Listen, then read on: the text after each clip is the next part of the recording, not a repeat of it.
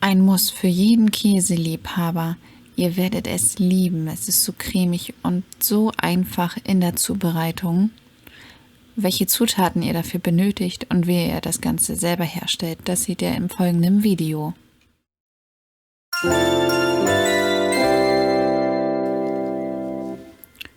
Für unseren Teigflan benötigen wir 2 Eigelb, 25 Gramm Hefe, etwas Milch, 80 Gramm Butter, ein halbes Kilo Mehl und etwas Olivenöl und Salz und Zucker. Für unsere Füllung brauchen wir getrocknete Kräuter, etwas Paprikagewürz, 5 Kartoffeln, Sauce Hollandaise, Käse zum Füllen, natürlich geriebenen und Creme fraiche mit Kräutern angereicht für die Kartoffeln. Zu dem Paprikagewürz habe ich Rohrzucker, Meersalz und etwas Pfeffer zugegeben, jeweils 1 Teelöffel. Bei den Kräutern habe ich Thymian, Basilikum, Oregano und Bohnenkraut getrocknetes genommen und dieses auch ebenfalls vermischt. Zunächst wiegen wir 25 Gramm Hefe ab auf einer Waage oder ihr macht das Pi mal Auge. Das ist auch nicht so schlimm, wenn ihr das so macht. Jetzt wiegen wir etwas Milch ab, 30 bis 35 Milliliter sollten reichen und geben eine Prise Zucker hinzu. Den Zucker benötigen wir, damit die Hefe sich davon schon etwas ernähren kann. Und dann geben wir auch die Hefe mit hinzu. Dieses wird gleich einmal verrührt, bis wir eine glatte Substanz haben. Dort geben wir noch eine Prise Mehl mit hinzu und lassen dieses dann genauso abgedeckt stehen, damit das schon etwas ruhen kann. Wir benötigen dazu jetzt noch ein halbes Kilo Mehl, was wir auf der Waage abgewogen haben und am besten noch mit dem Sieb durchgesiebt haben, damit nicht so viele Klümpchen da sind. Dort geben wir jetzt eine Prise Salz hinzu und tun dieses dann noch leicht vermengen.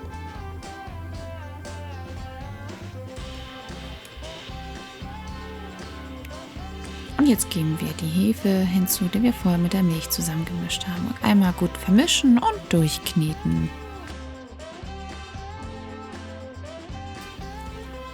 Jetzt trennen wir das Eigelb vom Eiweiß und geben 2 Eigelbe mit zu unserer Hefe-Mehl-Mischung hinzu und werden dieses gleich gut verkneten, damit keine Klümpchen entstehen. Ihr könnt auch gerne ein Abo dalassen und ein Gefällt mir. Damit unterstützt ihr mich und meinen Kanal und ich bedanke mich dafür schon einmal im Voraus.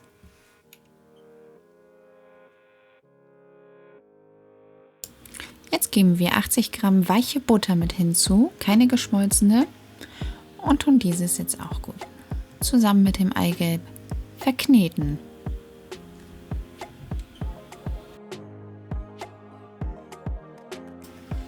Jetzt geben wir 300 Milliliter lauwarme Milch zum Teig hinzu und tun dieses gut verkneten. Ich gehe immer Pi mal Auge und nicht genau nach Grammzahl nach, deswegen ist bei mir der Teig noch etwas feucht, wenn das bei euch auch der Fall sein sollte. Ich habe nämlich die Mengenangabe daran jetzt angepasst. Gebt einfach etwas Mehl mit hinzu, damit ihr den Teig besser kneten könnt und er nicht ganz so klebrig ist. Das werde ich jetzt auch tun. Und dann sehr gut kneten. Circa 10 Minuten lang kneten, kneten und kneten. Jetzt kommt ein Schuss Olivenöl mit hinzu. Dadurch klebt der Teig nachher nicht so doll und wird schön in der Pfanne. Die Kneterei ist dabei sehr wichtig. Das macht den Teig schön zart und lässt sie nachher schön sich ausdehnen, wenn wir ihn zusammenfalten.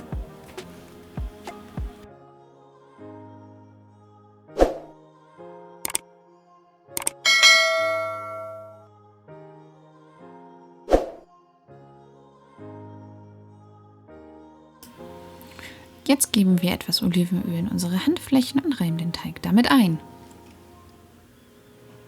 Diesen können wir dann gleich in die Schüssel stellen, wo wir ihn herhaben, einmal abdecken und dann sollte er 30 bis 40 Minuten an einem warmen Ort ruhen dürfen, bevor er dann aufgehen kann.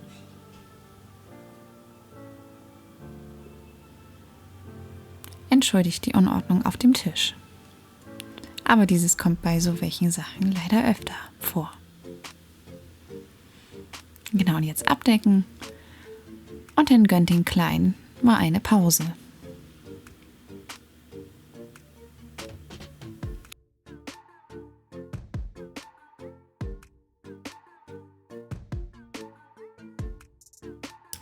Kartoffeln, die wir in der Zwischenzeit gekocht haben, sind jetzt fertig und dort geben wir eine Packung von dem Creme Fraiche mit Kräutern hinzu und dann auch unsere Gewürze, die wir vorher schon abgemischt haben. Und dann wird das Ganze gestampft oder mit einem Rührgerät durchpüriert.